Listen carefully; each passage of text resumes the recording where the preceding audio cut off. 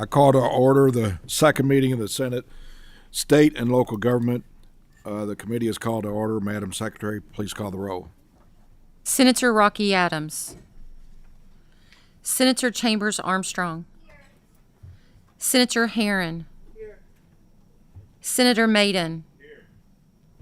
Senator Mays Bledsoe. Senator McDaniel. Senator Mills. Senator Rawlings. Senator Tishner. Vice Chair Elkins. Chair Nemes. Present. Reminders, please silence your cell phones. And our first item is Senate Bill 79, sponsored by Senator McDaniel.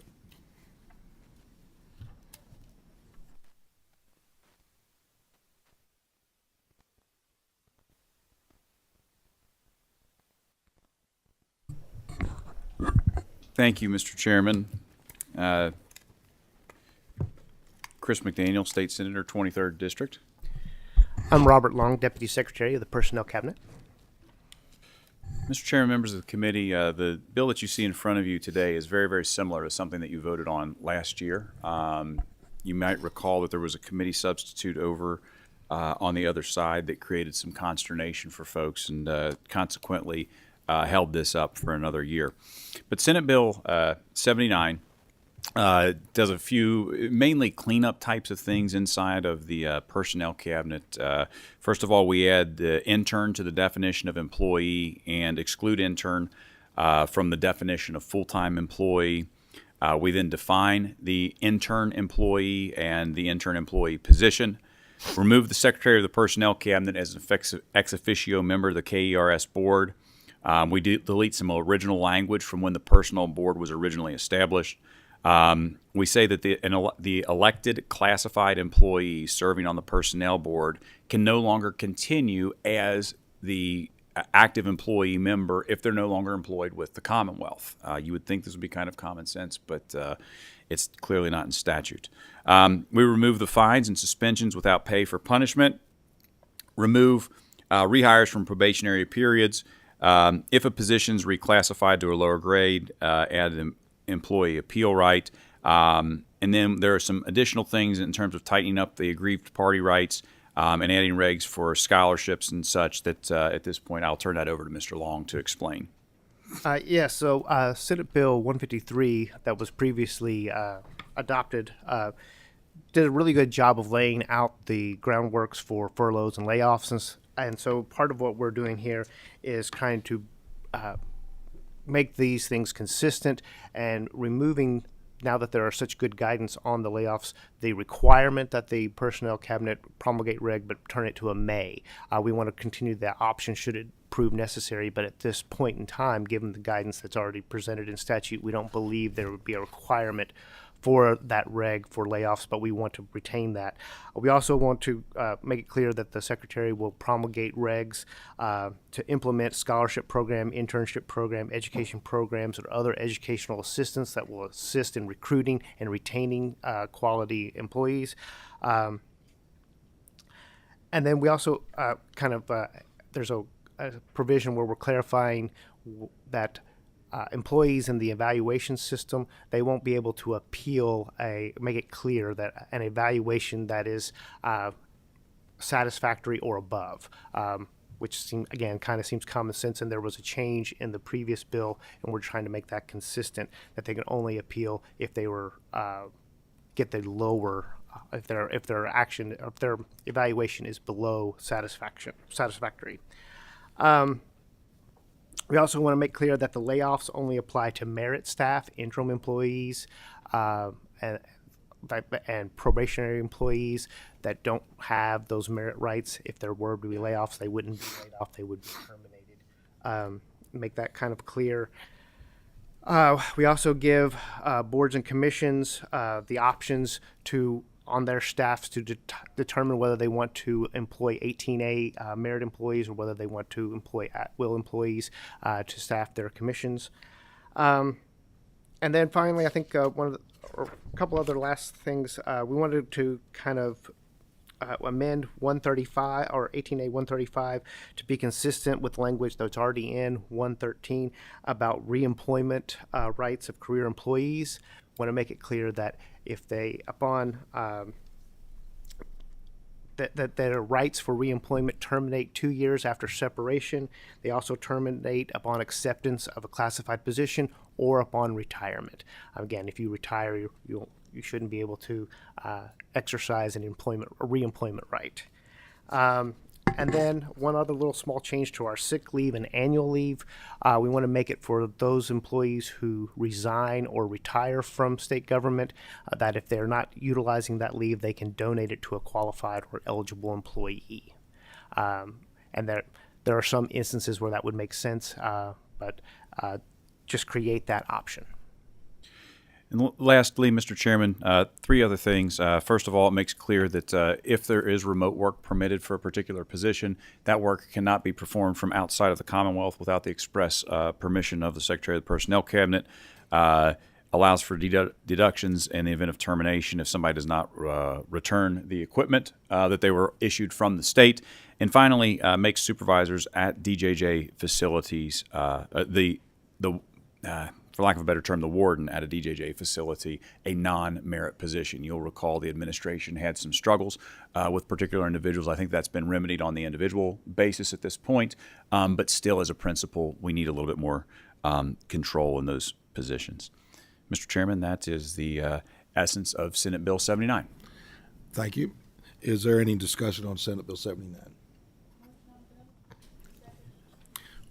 We have a motion and a second. Is there any further discussion? Madam Secretary, please call the roll. Senator Rocky Adams. Senator Chambers Armstrong. Senator Elkins. Senator Herron. Senator Maiden. Senator Mays Bledsoe. Senator McDaniel. Aye. Senator Mills. Senator Rawlings. Senator Tishner. Chair Nemes. Aye. Senate Bill 79 passes with favorable expression, and I'll move on to the floor. Thank you, Mr. Chairman. Thank you, members of the committee.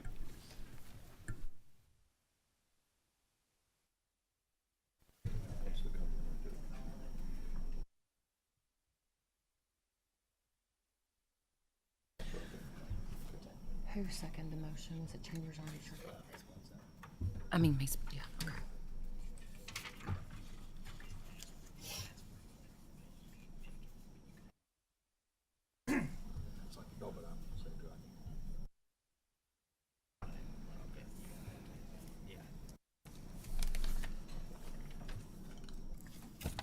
The last item on the agenda is Senate Bill 67, and it's my bill, so I'll just present it from the chair. I'm Senator Nemes from District 38. In the bill's Senate Bill 67, it's elder property tax bill. As we lower income taxes, which the elderly paid during their time of their working time, we need to consider them and those that are on a fixed income. So what this bill does, when a senior citizen turns 65 or older, lives in their residence as their primary residence, and owns the property, the assessment for the purpose of taxation stays at that level until they no longer use it as their primary residence, such as they sell it, move, die, move to their children's home. This is kind of the purpose of it, so they don't have to move in with their children. They will still pay property tax on the captured assessment at the current rate, whether it's up or down. In other words, if the rate goes up, then they will have to pay a higher tax, but they won't have to pay on the higher assessment. So we had a fiscal impact, and it's very small to negligible. But since the tax lovers fear not receiving future tax increase in the revenue, I also had a study done, a fiscal budget, on the impact statement, which would be the budget what the budget the fiscal, because here's what happens in the budget. They budget for an increase in property values, so they budget for the increase of the tax revenue. So I wanted to do a fiscal analysis on what that would be, so then we know exactly how it would affect the budget, not just the revenue coming in. As I said, with this bill, there cannot be a reduction in tax revenue because it only kicks in if property taxes go up. But there can be a lessening of the budget because they budget for every year for an increase in taxes. So for the first 2 years this goes into effect, there would be a reduction in the budgeted increase of tax revenue, and then after that it would be considered because the bill would go into effect. So, did they get that in their packet? They have the bill. They don't have the analysis. Since you don't have the analysis, I'll go over it real quickly. Yeah, they have the local mandate. Yeah, they have the local mandate. Yeah, you have the local mandate, which says that the local government that it's the cost is minimal, and they pretty much just state what it would cost to put it on the ballot. And that then we have a budget impact. What's the actual wording to this? But it's a fiscal note. So for the first 2 years, the 25-26 and 24-25, it would be statewide to the state would be $4 million would be the budget impact. Now that's not a lessening of the tax dollars. It's lessening of what is budgeted, and that's assuming that the assessments are going to go up. Do I have any discussion on Senate Bill 67? We have a motion and a second. Any further discussion? Madam Secretary, please call the roll. Senator Rocky Adams. Senator Chambers Armstrong. Senator Elkins. Senator Herron. Senator Maiden. Senator Mays Bledsoe. Senator McDaniel. Aye. Senator Mills. Senator Rawlings. Senator Tishner. Chair Nemes. Aye. Senate Bill 67 passes with favorable expression. We'll move on to the floor. As there is anything else we want to discuss today? Seeing none, we are adjourned.